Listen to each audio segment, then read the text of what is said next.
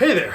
Thanks for tuning into DuckBricks. I'm Chris, and this is the new Guardian ship. It is the brand new LEGO Guardians of the Galaxy model, which is really cool, really swooshable, as you can see, and has a very interesting shape. And today, I'll be giving my review of the new Guardian ship, which retails for $100 US. Big thanks to LEGO and the LEGO Ambassador Network for sending me this product to review, although of course all thoughts and opinions expressed in this review are my own. And without further ado, let's get right in to the set. Okay, so this is the largest of the brand new LEGO Guardians of the Galaxy Volume 3 sets. It is simply titled The New Guardian Ship, which is continuing in the naming traditions for the Guardian ship sets where they don't really say the actual name of the vehicle, but they really just call it the Guardian ship. It comes with 4 members of the team, Star-Lord, Drax, Nebula, and Mantis, as well as the antagonist of the film, Adam Warlock. Unfortunately, it does not include any of the other characters like Gamora, who is absent from the entire wave, or the High Evolutionary, who is basically the main villain, whereas Adam Warlock seems more like an antagonist. That being said, setting aside the minifigures to talk about later, we can now focus in on just the main ship itself, and this is a really interesting and unique design. I think there are 2 ways that I can really approach taking a look at this set. One is by really talking about how it is as a LEGO model, how dynamic the shaping is, how interesting it looks while on display, and the other is while taking into account the actual reference material, because to be completely honest, this does not look a lot like the reference material, especially around the cockpit. There are a lot of changes and a lot of things that the LEGO model had to do in order to be an appropriate price point. They obviously were working probably off of concept art while designing it, and while it is a really good looking ship, there are some discrepancies between it and the concept art that I do feel that for people looking to get just the perfect experience putting together a ship from the newest movie to really get that screen accuracy, maybe it's not quite all there, especially in the way the cockpit itself is shaped. It is a lot more wide for the main ship. If you look at images of the ship online, and of course it appeared in the holiday special, the front-on view of the ship is a lot more bulbous and wide. It feels like it splays out a lot more. This feels a little bit more narrow, a little bit more enclosed than the real thing. That being said, it is an incredible model, and one that is highly swooshable.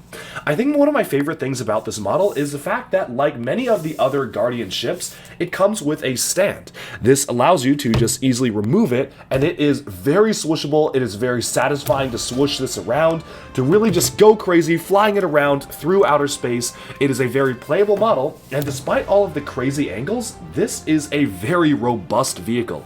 It is not going to fall apart under heavy play, which is really impressive because it is such a bizarre shape.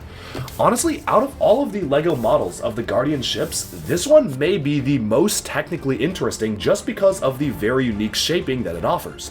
The ship itself has a bit of an entry hatch which can fold downwards.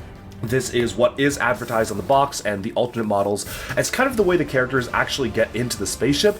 There is no real way to actually park this on the ground without the stand. I guess what you could do is rest it on the ground like this. I mean, that kind of works. I guess that's sort of how it looks like in the movie when parked, although the entrance ramp does not extend when it's just sitting on the ground, so I think the best way to do it is to literally just stick it on the stand and then let that descend like that. This actually does provide some sort of storage, but it does not actually attach up to the compartment of the vehicle. It really is just for show.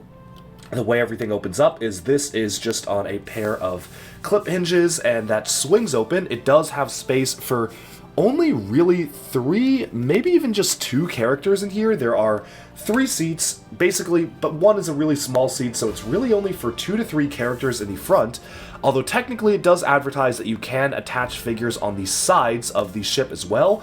This obviously is not really something I expect to see in the movie. This is probably just a way for them to be able to incorporate more figure space in the ship itself. But technically, if you want figures sticking out of the sides of the ship, exposed to the vacuum of space, it does have seating for 5 members, which I guess right now is the only 5 members they've actually included for the entire team itself. You've got Star-Lord, Groot, Mantis, Nebula, and Rocket Raccoon. Unfortunately, they did not include a Gamora figure in the wave, so it does technically have space for all 5 members of the Guardians team that LEGO has included in these sets, but they didn't include Gamora, so it does not have space for 6. And it definitely is not as roomy as other versions of the Guardian ship, especially like the Milano and even the Benatar, which had full cockpits, but of course, those were shaped very differently. Now, the ship actually does have a play feature.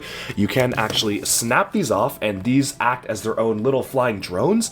The way that they work is that you can stick a minifigure in them to pilot it. So, for example, you can take Mantis here and stick her inside one of these compartments, which is pretty cool. I think this is a really nice, almost reminiscent of LEGO Classic Space. It really does feel like this is something that Classic Space would have done. LEGO's vintage space lines often had a lot of these really small flyer craft which detached from main vehicles.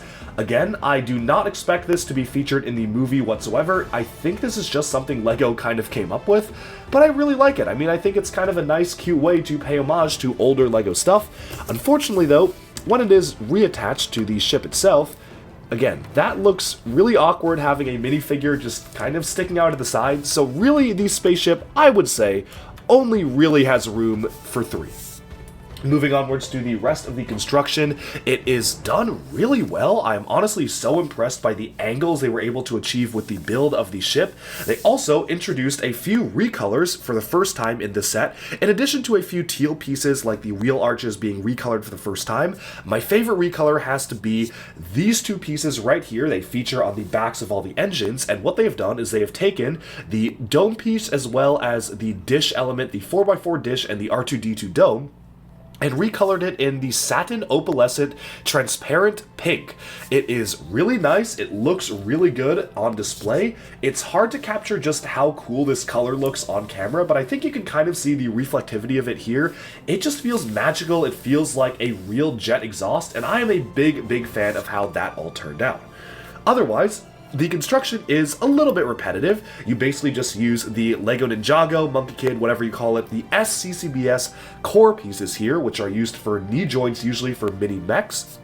And you have them built all in a ring. It is a very strong construction. Again, it really will not fall apart. Everything is held together on a Technic frame here in the back, so you can really see how that framing works inside the structure of the vehicle itself, and overall it is a really dynamic craft for a ship. There also is storage for weapons, so you actually have clips on the sides here where you can store Drax's knives, and on the top there you can actually see some storage for swords, which again makes me think of Gamora because usually she is depicted with a Ninjago style katana, but unfortunately they do have storage for weapons like that, but not for herself. Moving on from there, that is basically really all that we have to say about the ship. I think it has a really striking color scheme of the teal and magenta. It looks really good together, and for $100, I will say that this is fairly priced. I think it definitely feels like it could have been a little bit cheaper. Not 80, maybe 85 or even 90. It's inside the realm of reasonability is what I'm trying to say, and in terms of the minifigures, I do like the minifigure selection, and I also like how they are splitting up the team in different sets this wave, so if you wanted to get other members of the team, you can get other sets, but you do have a lot of the core members here, like Star-Lord, Nebula, Drax, and Mantis, especially because we have not gotten an MCU Drax minifigure since Guardians of the Galaxy Volume 2.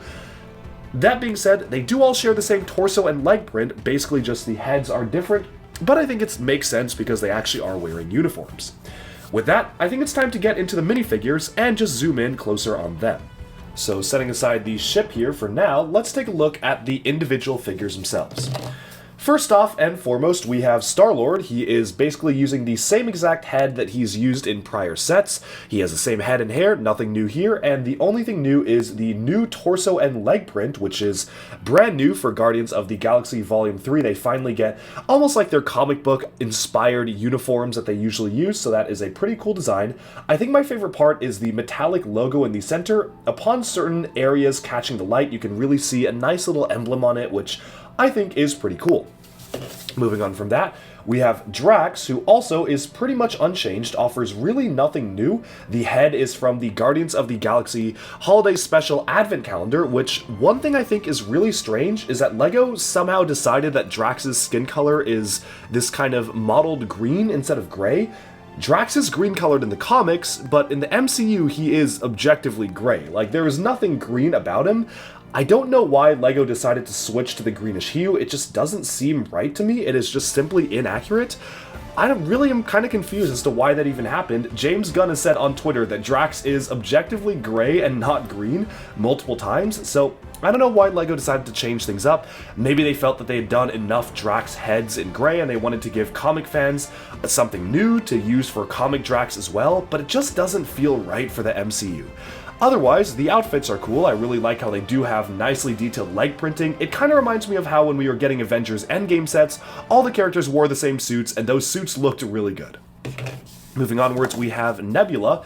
Now, Nebula here does actually have a brand new face. This is a new facial expression for Nebula. It is similar to the one that was included in the holiday special, but with a little bit different expressions. There are less cybernetics on her face. It is pretty cool seeing how they were able to update the design of the face even further for this character, but then again, just basically the same suit with one metallic silver arm, which makes going through these figures pretty simple and easy. Lastly on the team we have Mantis, again same suit, same everything, same mold, same face expression that we have gotten before, but we have not gotten Mantis since Guardians of the Galaxy Volume 2 sets, so it is also cool to get a return of a fan favorite character. Lastly, the most interesting minifigure to me is easily Adam Warlock. Adam Warlock is cast fully in pearl gold for the body, the arms, the head, the hair, and the hips. Thankfully, in recent years, LEGO updated their pearl gold color to prevent it from cracking, so thankfully this minifigure will be very, very strong and secure for years to come. This is a really cool looking figure. He has a smile on one end, which we haven't quite seen from the trailer yet, but maybe that is something that is coming, and then a more serious expression on the other hand. I don't know what it is about the face of the character, but I feel like they really captured the actor Will Poulter's expressions really well. I don't know what it is about him. It just feels very accurate to the actor, and I really do like the way they were able to get this expression done. Of course, the gold printing, the gold on gold in the torso looks really cool because when you aim it at the light, it does tend to shimmer and reveal some extra detailing. That is a really cool touch to me. I really do like how this is done, and lifting up the cape, you can see what it looks like on the back here. Just some extra nice gold printing on the back. I think out of the two different villainous characters to get for Guardians of the Galaxy, this one I would have preferred over the High Evolutionary because I think he's just a more interesting design for a gold character. That being said, it really would have been nice to get both. And with that, I think we've taken a look at all the minifigures of the set, so we can take a final look at the set itself, talk about value, talk about my overall thoughts on the set and the wave as a whole. So, in terms of what I think about the set, I do think that the minifigure selection is good, but it definitely is missing Gamora. That was a very obvious exclusion that for whatever reason they did not choose to include her in any of the sets. Maybe they felt like it would be spoilers if they included her with a uniform joining the team, but then the trailers already went ahead and spoiled that they would have found her, reunited with her, and basically had her rejoin the team anyways. So I don't really know if it was worth not including her for spoilers. 5 minifigures for an $100 set is not bad, but it does really feel that a lot of these minifigures don't really bring anything new to the table. One of them, Star-Lord, appears in the smallest Guardians of the Galaxy Volume 3 set. The other ones all just share the same torso and legs. One of them, I feel like Drax is pretty inaccurate. The rest don't really bring anything new to the table. And while I think the dark blue and red outfits look really good, I definitely feel that they are missing a little bit of the individuality that the original characters had in their original appearances in the earlier movies. It definitely feels that LEGO is saving budget by just reusing minifigure and character details. They even had to use some budget to introduce Drax's head in the olive green color, or the kind of sand green color there in the advent calendar, so that didn't really even count towards the budget for this wave. And really, the only special figure in the set to me feels like Adam Warlock. It is so cool to get that in pearl gold. Otherwise, the set itself is a really cool build. There are some inaccuracies to the real world, or quote-unquote real world vehicle, or I guess the real on-screen vehicle, but I do think it's a really interesting shape. We have never gotten a ship that looks like this before from LEGO, and I'm pretty happy with the way the build turned out. It's kind of a mixed bag for me, because I feel like I am satisfied with this set. The price makes a lot of sense to me. I really like how uniquely it's shaped. It's got a really unique shape for a LEGO vehicle. I was really excited when images of this first came out because it looked so cool. And then I just feel like they could have made it just a little bit better, include Gamora, fix Drax's skin color, and maybe add more space for seating in the cockpit. That's about it. Just make it a little bit bigger for the cockpit, which would have made it more accurate and have more space for minifigures, and this would have been totally perfect. So those aside, it is a little mixed for me, and I hope that maybe years down the line, LEGO will revisit it in similar to how they're doing the Infinity Saga sets. Maybe 10 years from now, they'll do Multiverse Saga sets and give us old favorites and updates that we wanted to get, but weren't really quite accurate the first time around. With that, we've summed up our look at the new Guardian ship. Let me know in the comments, what do you think of the set? Do you like it? Do you dislike it? Are you feeling like the minifigure selection is good? Or do you really agree that Gamora should have been included as well? And what do you think about the ship in terms of accuracy to the actual thing? Thanks all so much for tuning in to this review, and I hope you enjoyed our look at one of the newest April 1st, 2023 LEGO sets. Alright, and with that we have summed up our look at the new Guardian ship. This is easily one of my favorite LEGO Guardians of the Galaxy ships yet, although I will say that compared to the actual thing, there were some inaccuracies, especially where the cockpit is concerned, and I did feel like it could have used just one more minifigure to make it really worth it. That being said, this is a really fun set to swoosh around and to play with. I'm definitely glad to add it to my collection, and I hope you enjoyed this review. Thank you all so much for watching, and be sure to stay tuned for even more LEGO news, reviews, discussion, and analyses coming your way very soon. Thanks so much, and bye for now.